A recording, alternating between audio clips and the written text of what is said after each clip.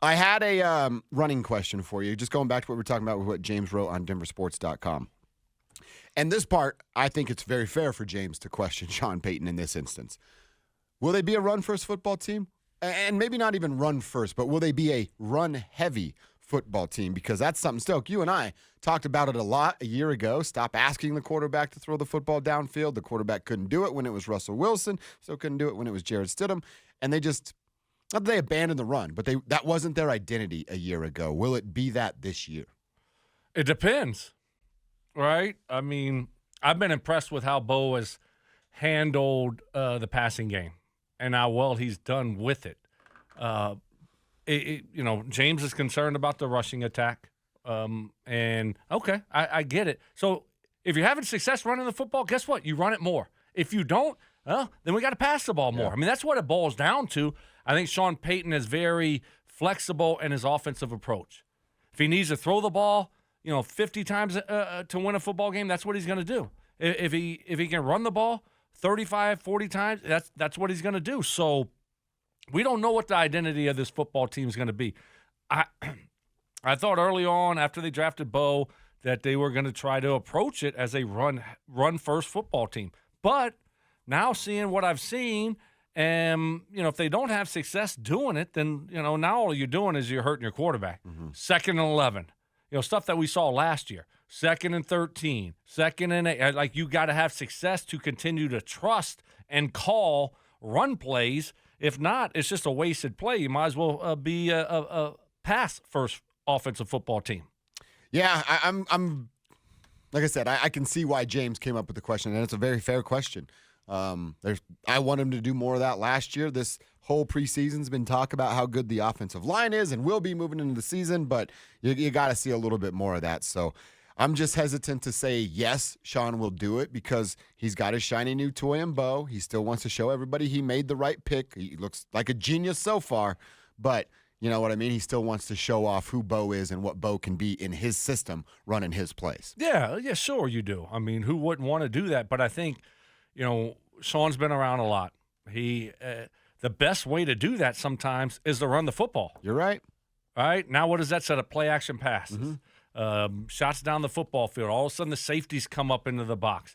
Guess what? It helps your offensive line out, your pass protection. The defensive line is not pinning their ears back because they have to respect your running game. And so that helps keep your quarterback from getting hit, getting sacked, keeps you on schedule, down in distances if you can have success doing it. But it obviously it helps your passing game. And Sean knows that. Yeah. So I don't think it's one of those things where Sean's like, man, I just want this guy – I'm just going to go and it's all about him looking good. Mm-hmm. I think the best way for him to look good, though, is to run the football. Well, what did Sean Payton say after the game last night? Let's check in with a couple of things that Sean had to say. Just kind of his opening statement, talk about being encouraged about what he's seen through the preseason. Just some overall observations. I liked our energy again. I thought even the guys that weren't necessarily playing were into the game. That's encouraging. Look, you can pick any number, and it's going to kind of give you the stat line. When you score on defense, you're going to have some success. I think we had 2 takeaways. We protected the ball. So overall, I was pleased with how we finished this preseason. We'll get a lot of film look on some guys, and then we begin that process the next 2 days relative to the roster. He talked about being encouraged right there. I wonder, us, Broncos country, what are you more encouraged about? The fact that they scored points, they won 3 games in a row, and I think this is a huge part of the conversation because how bad they were at it a year ago, going back to the running game, but the other side of the coin, Stoke, you're more encouraged about the offense scoring points or the defense just not getting absolutely torched on the ground? See, that's hard for me. How come? Because it's preseason. Oh. We're watching third-teamers. We were watching our starters go up against Green Bay's backups. Mm-hmm. It's like, come on. You're putting too much into it. Right, 38 points, and like Sean said, well, defense had a touchdown in there, and I just don't want to put a lot into preseason games and all of a sudden think it's just going to translate to regular season. It's night and day. I know, right? Agree, yeah. And so that's where I'm at, and I am optimistic about this team because of what I saw at practices, and then it's good because a lot of your backups are responsible for what goes on in preseason games, and they did a good job. So that's a positive, but that means nothing for Seattle. You're going to play 4 quarters, starters for the first time, real football, tackle football for the first time all season long. And so I don't know how they're going to operate and what it's going to look like. But it's not going to be starters versus backups, right? And you're going to be on the road in a tough environment and all those different challenges that come with that. And it's so that's why it's hard for me to just say, I feel great about, us scoring 30-something points a game, or I feel, much better about this rush defense. I mean, they weren't playing against the Green Bay. They weren't playing against Josh Jacobs. No, they weren't. In Green Bay, he didn't play. James Conner didn't play for Arizona. So that's kind of why I'm kind of ready to be done with the preseason and over with, because now it's like, okay, real football. Yeah. Starters. Let's see what they look like. They interviewed James Conner in the game because it was a CBS national thing. He's like, going into my 8th year. Like, that caught me up. Like, damn, this dude's been in the league for 8 years already. Yeah, for That's a while. an old running back. It is. Coming out of Pittsburgh, being with the Steelers, get drafted by the Steelers, and doing solid there. And then he's done a really nice job in Arizona the last couple years. Sean Payton also talked about the quarterback room. This is encouraging to me. I don't know what – I'm going to assume he's talking about our radio show because Mike Kliss told us about the finances as well, but Payton's kind of shutting down the idea that money plays a role into who they keep as far as the quarterback room. I just heard it on the radio. We're not – no, we've got enough money to – I understand the question. We feel comfortable with those 3 quarterbacks. I think I've told you already I see the 3 of them making it. No, you never told us that, Sean. Right? Well, that was I'll tell you when I have to tell you. Right. And he was just doing it now. Yeah, but he's like, I think I've already told you all 3 quarterbacks are making the roster. No, you never told us that. He might have hinted at stuff. But I didn't feel as confident about my 3 quarterback prediction a week ago when he said, I'll let y'all know, when I'll let y'all know. I'll keep y'all posted. But he acted like he had already filled us in. I don't know. Did him and Mike having phone calls, late night conversations? Or did he tell Mike off to the side? Was he just talking to Kliss there? Yeah. Okay. Yeah. So he definitely was listening to our show. That's so what I'm shout saying. out to him. Appreciate you, Sean. He heard it on the radio. Mike's told us that the whole time. Yeah, yes. Mike, he's told us finances won't play a part in this decision. I think you just look at it, though, and if it's close, you say, okay, well, we can save a couple $1,000,000, and we really, don't care if we keep 2 or 3. Then you're like, that might be a tiebreaker, but certainly, that's why I've said 3 quarterbacks, because it's too important for the development of Bo Nix to say, oh, well, we can save $3 million against the cap if we cut Jared Stidham, something like that, whatever it is. Right. That's not even worth it. And if Jared's good for Bo, we keep him. If Zach's, we feel good about Zach, we keep him. And then end of story. It's a quarterback position. It's too valuable to worry about, a couple $1,000,000 affecting your roster decisions for your quarterback. How about the waiver wire? And that'll be busy and active coming at 2:02 Mountain Time tomorrow once teams get down to that 58. Sean Payton, after the game, again, talked about what the cut-down process would look like and where they're going to be at with waiver wire claims. Yeah, meetings in the morning, players come in then, tape, meetings again with George. There may or may not be some early waivers, and then Tuesday by 2. So a lot of tape. And then to the second part of your question, projected cuts from each team, but our ability to look, I think paying attention to that wire is important, and we've historically had success. That's where we found Taysom Hill. Midnight, 1:30 in the morning, whatever time it was. We're looking at one player, and you start looking at something. So hopefully we've got a good area or a foundation relative to, who it is that comes available. And there's a handful of positions we might have more of an interest in if they were to unfold that way. So that's a lot in a short period of time. I understand that. But if we're doing our homework correctly, we should be on top of that. All right, well, there's a couple of things in there. One, Taysom Hill stuff triggers me. That's where they found Taysom Hill. And, of course, who could forget all the Super Bowls that Taysom Hill has won? Holy cow. Talk about a find on the waiver wire there. You're down on Taysom. I'm real down on Taysom. Why? He's one of the most overrated players in the entire NFL. No, really? Yes, he is, dude. Wow. What does he do? He does everything. At a good level, a high level? Yes. He's a good quarterback, tight end, and receiver. No, not quarterback. Okay. Not quarterback, certainly. But, I like the things that he brings to the table when you can use his arm because he can throw it, but you can line him up in the backfield. You can line him up, at the tight end position. You can motion him all around. He can block. He can run the ball. Like you can put him in the wildcat. I just think he provides a lot that defenses have to game plan for throughout the week. That's a headache for those guys. I think he's a good football player. I mean, I don't think he's a Hall of Famer, but guess what? They found him on the waiver wire for nothing. So Sure. that's, I mean, like, All right. I mean, that's like you gave up nothing for this guy, and all of a sudden he became, I think a really good player at what he does and what he's asked to do. But certainly, they tried him at quarterback, and I don't know why they did that. That wasn't a good idea. But all the other stuff, I think I would like to have a guy like that on our football team offensively. He's a cute little gadget guy, I guess. Oh gosh, down on Taysom. Let's make Nate Atkins our Taysom Hill.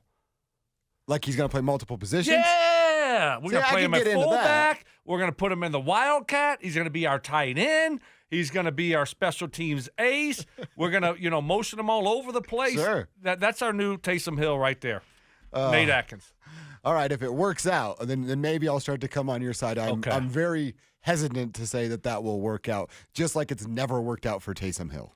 It has worked. Like Taysom Hill's. Give me his stats. I mean, like this guy is he's a good football player. I would love to have one of those on our team offensively.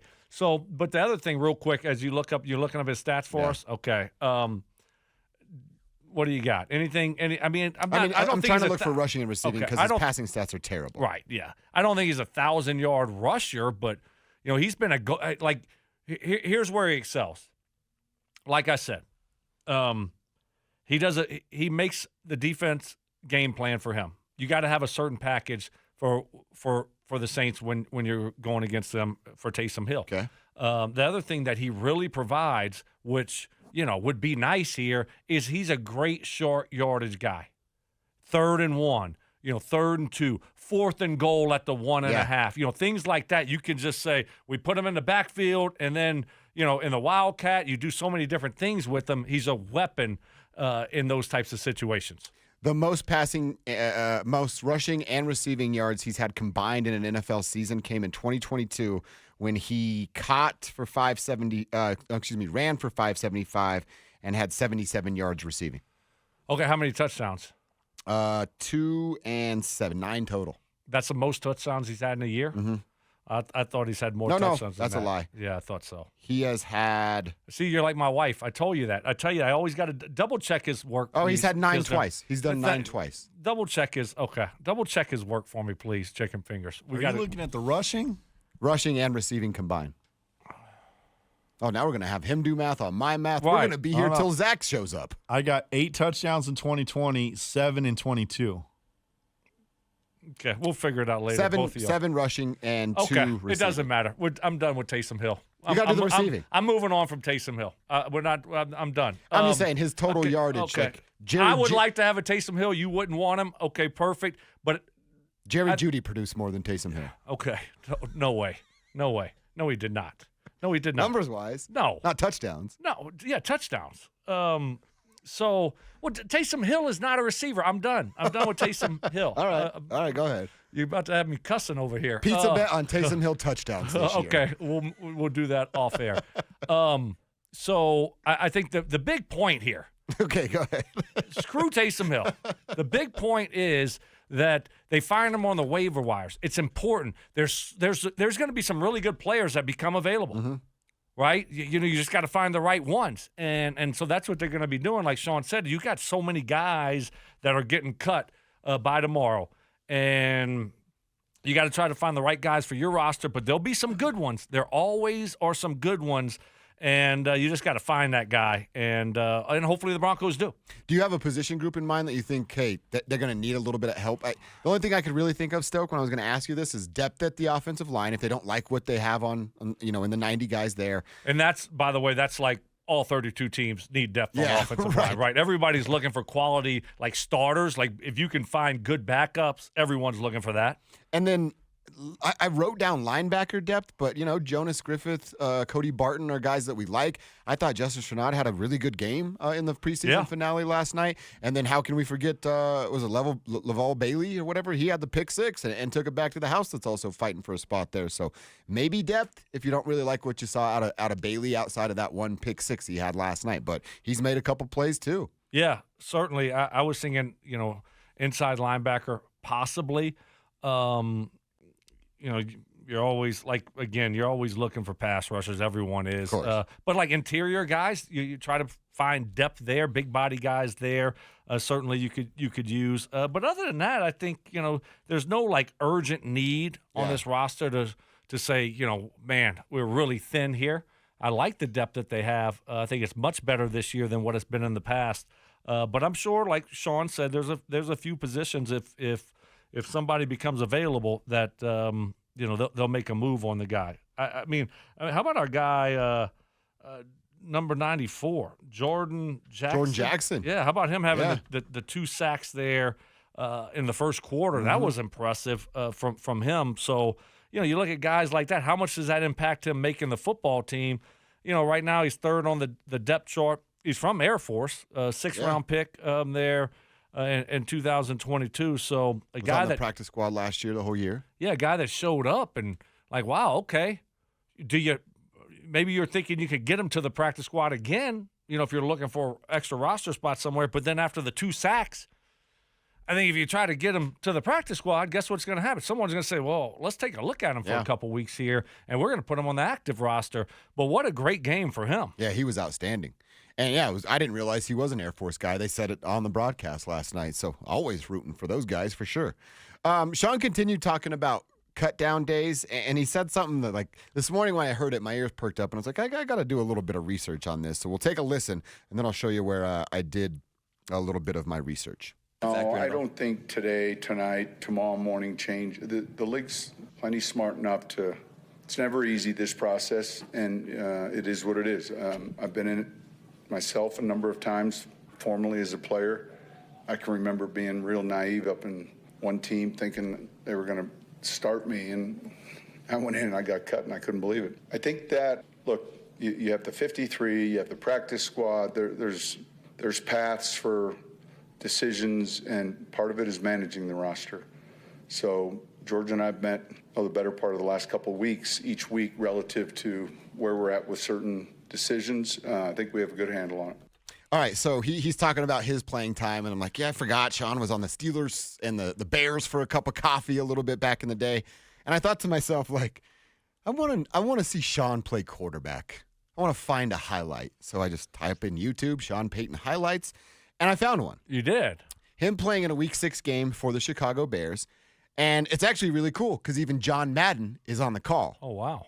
But John takes a little shot at Sean. Let's take a listen here. To Steve Bradley, because Mike Ditka told us yesterday, I don't think you'll see Sean Payton.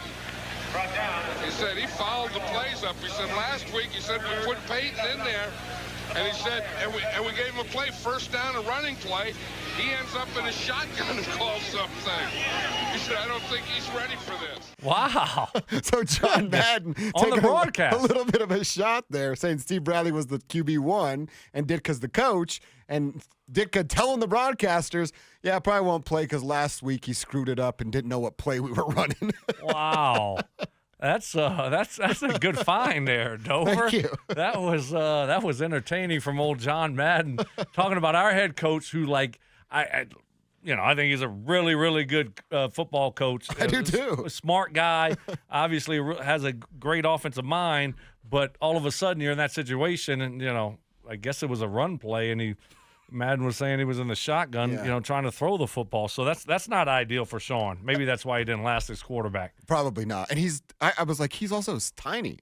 He's listed at 5'11", 200 pounds. I mean, you see him out there, but like you could see his fire. He got sacked one time, and one of his offensive linemen came over to get the hand and help him up, and Sean pushed him off. I'm like, that's the guy I know. There we go. There's the Sean Payton we all know and love. You gotta love it. It was just interesting to hear it from, it's John Madden talking about Sean Payton play the quarterback. But Isn't that what they say? Those that can't teach, right? And That's here right. He is teaching Bo Nix how to save the Denver Broncos. Exactly. You don't have to be a good football player to be a good coach. That's right. Right? I'm just happy he's a better coach than he was quarterback. But, yeah, I think overall when you look at what he's talking about, getting down to 53, it's never easy. I mean, where are they at, 90 or so right now? Yeah, 90, 91, 93, Yeah, something like and that. so, I mean, you do the math. How many guys is that they have to cut? You got 3 seconds. 1, Oh, 2. God, Give I'm an so answer. nervous. Answer now. 42. 3.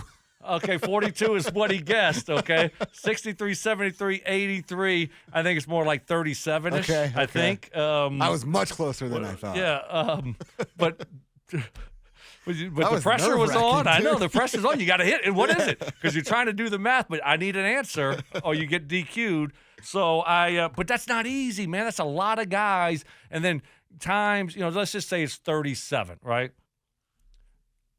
Per team times, 32 teams. That's a lot of guys that are getting released that are hitting the waiver wire. Do you do the math, chicken fingers?